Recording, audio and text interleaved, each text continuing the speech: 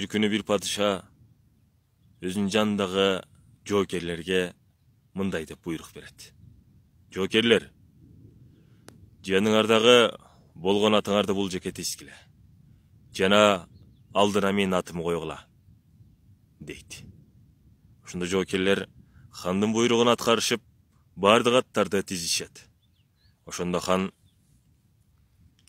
жоокерлер, эми бул аттарыңарды жаа менен аты өлтүргүлө деп, биринчи өзү баш болуп, атын жаа менен атып өлтүрөт. Ошондо жоокерлер таң калышып, бул ханыбыз бизди сынап жатабы? Дешип, кээ бирлери буйруктан баш тартышат. Ал эми кээ бирлери хандын буйругуна баш ийишип, аттарын өлтүрүшөт. Ошондо хандын ачуусу келип, буйруктан баш тарткан аскерлердин баарын кырат.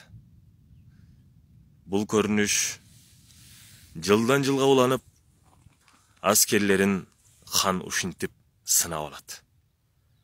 Буйругун аткарбаган бардык аскерлерди өлтүрөт да, буйругун аткарган, ханга чын жүрөктөн кызмат кылган аскерлерди топтоп, жортуулдарын уланта берет. Жортуулдар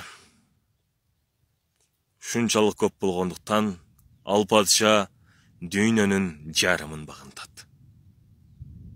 Бул жерде тууганым, хандын аскерлеринин жанында болгону аттары гана бар эле. Башка эч кандай байлыктары жок эле.